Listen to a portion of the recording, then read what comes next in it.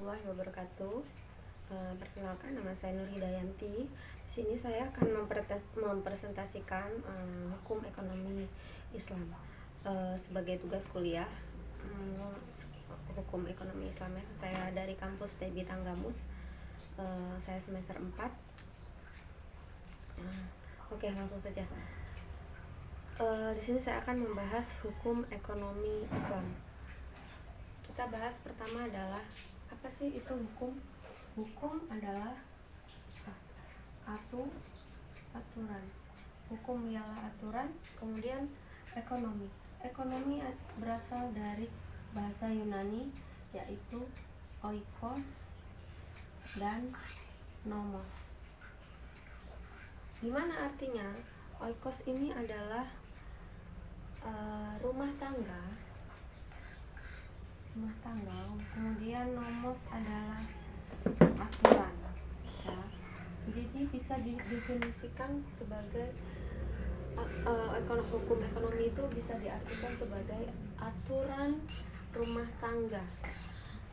Kemudian didefinisikan secara keseluruhan hukum ekonomi Islam, yaitu aturan rumah tangga yang sesuai dengan syariat Islam yang bersumber dari hukum Al-Quran dan hadis. Kemudian apa hubungannya Al-Quran dengan as-sunnah tersebut? Apa hubungannya Al-Quran dan hadis untuk perekonomian? Begini teman-teman, Al-Quran adalah hukum ya, poin hukum, sumber hukum yang utama.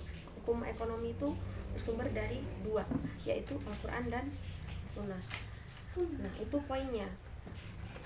Kenapa dalam kehidupan sehari-hari secara berekonomi itu kita bersumber dari Al-Quran? Gimana hubungannya gitu kan? Yang pertama gini teman-teman, di dalam surat Al-Quran itu kan, di definisi dari Al-Quran itu adalah wahyu yang diturunkan kepada Nabi Muhammad melalui malaikat Jibril dan secara berangsur-angsur ya. Kemudian untuk mengatur seluruh kehidupan manusia gitu kan, terutama umat Islam. Jadi di dalam Al-Quran surat Al-Baqarah ayat 275 itu ada aturannya yang berbunyi ya, ini artinya tuh ahalallahul bai'a wa harama riba. Artinya gini, yang artinya tuh gini, Allah itu menghalalkan jual beli dan mengharamkan riba. Bagaimana itu? Karena gini, Allah itu sudah mengatur kalau jual beli itu halal, mengharamkan riba, itu jelas dalam surat Al-Baqarah ayat 275 ini. Hukumnya itu sebenarnya kalau misalnya secara logika, antara muamalah dan riba itu sebenarnya apa yang dicari adalah sama-sama menguntungkan untuk keduanya. Cuman perbedaannya adalah terletak pada hukumnya. Muamalah adalah halal dan riba adalah haram gitu. Sama-sama untuk mencari keuntungan. Dan secara hubungannya muamalah dengan sumber hukum tadi, sumber hukumnya itu Al-Quran tadi. Karena muamalah itu kan prinsipnya itu harus adil, jujur, transparansi, serta dia itu harus amanah. Di dalam muamalah ini harus ada 4 prinsip itu. Terus kemudian Allah tuh mengharapkan riba. Jadi segala sesuatu yang ada lebihannya itu bersifat riba. Hukumnya haram. Begitu. Contohnya apa? Misalnya kayak kredit itu, terus ngambil uang di bank konvensional, itu tuh udah termasuk riba. Karena apa? Karena ada lebihannya. Segala sesuatu yang ada lebihannya itu bersifat hukumnya adalah riba gitu teman-teman. Nah, Ini sumbernya nih, kenapa sumber hukum Islam itu berasal dari Al-Quran, yaitu tadi isinya dari kandungan surat Al-Baqarah ayat 275 ini teman-teman. Jadi ayat 255 ini berisikan tentang muamalah dan riba tuh. Jadi itu sumbernya. Terus kemudian ada lagi nih,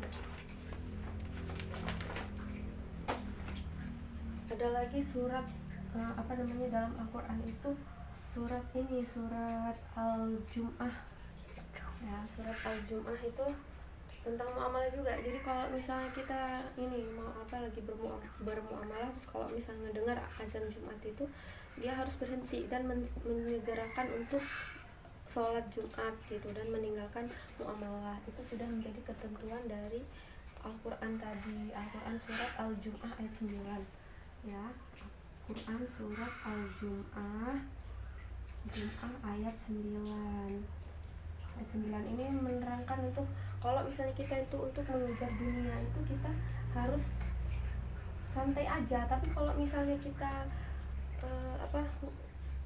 mengejar akhirat, kejarlah gitulah, dia mensegerakan. Jadi untuk meninggalkan, bersegeralah untuk mengerjakan sholat Jumat dan meninggalkan muamalah. Itu perintah dari surat Al-Jum'ah ayat 9.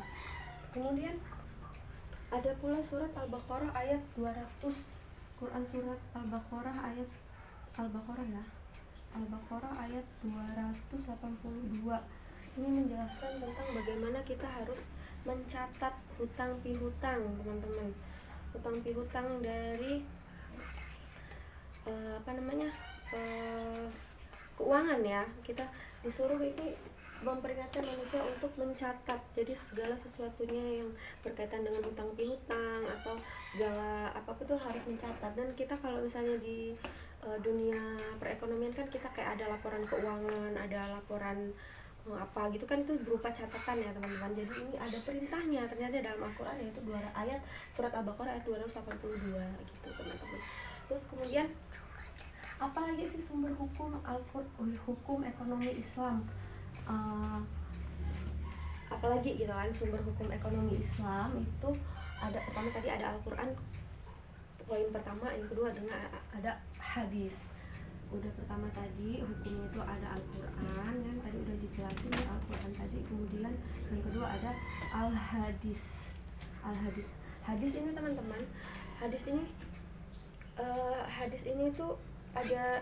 Hadis itu tau lah ya pengertian dari hadis itu apa. Hadis itu tuh perintah, bukan perintah. Hadis itu perkataan atau perbuatan Nabi Muhammad SAW yang dalam kesehariannya itu kita tiru gitu. Itu adalah hadis gitulah. Jadi kayak misalnya contohnya adab Nabi minum, adab Nabi makan, kemudian tata cara Nabi beribadah, tata cara Nabi memimpin dunia gitu kan, memimpin peperangan. Itu adalah yang keluar dari perbuatan Nabi dan sikap Nabi itu pasti udah positif, dan itulah yang dikatakan itu adalah hadis gitu. Nah, definisinya tuh hadis itu adalah perkataan atau perbuatan Nabi yang diikutin sama yang positif, yang diikutin oleh seluruh umat Islam gitu teman-teman. Jadi hadis ini ternyata ada hadis namanya hadis qauliyah. Hadis qauliyah ini teman-teman hadis yang keluar langsung, yang diucapkan langsung oleh Nabi Muhammad. Misalnya kayak contoh hadisnya itu gini, riba itu haram, dosa riba itu sama dengan menzinai ibu kandung sendiri. Nah itu perkataan Nabi, berarti itu alangkah ininya ya teman-teman ya, alangkah ngerinya ya dosa riba itu. Jadi itu hadis qauliyah itu ya, hadis yang keluar dari mulut Nabi langsung. Kemudian ada hadis fi'liyah itu hadis perbuatan Nabi. Misalnya contoh Nabi tuh sholat itu begini gitu kan, terus kemudian Nabi melakukan ibadah haji itu begini. Terus kemudian ada lagi yang pokoknya perbuatan Nabi gitu, yang perbuatan Nabi, terus kemudian yang dicontoh untuk umat Islam sampai sekarang gitu. Nah itu contohnya dari sholat itu ya ibadah itu tadi, itu tidak boleh kita melebih-lebihkan ataupun mengurangi. Jadi harus sesuai dengan tuntunan Nabi tersebut. Itu adalah hadis fi'liyah. Kemudian hadis tarkikiyah. Tarkikiyah adalah hadis apa? Hadis yang itu atas persetujuan Nabi. Persetujuannya apa teman-teman? Persetujuan Nabi contohnya kalau misalnya kayak hukumnya riba itu adalah kan udah tahu ya, riba itu adalah lebihan yang kalau apa-apa tuh segala sesuatu yang ada lebihannya itu bisa dikatakan riba. Nah, ini riba ini bagi yang mencatat, kemudian saksinya, kemudian apalagi yang mencatat, saksi, terus kemudian yang menerima lebihannya, kemudian yang melebihkan, itu semua itu udah termasuk dosa gitu. Jadi ini semua tuh udah hadis dari persetujuannya Nabi gitu ya teman-teman. Mungkin itu saja yang bisa saya sampaikan, lebih dan kurangnya saya mohon maaf. Kepada Allah saya mohon ampun. Wabillahi taufiq wal hidayah. Wassalamualaikum warahmatullahi wabarakatuh.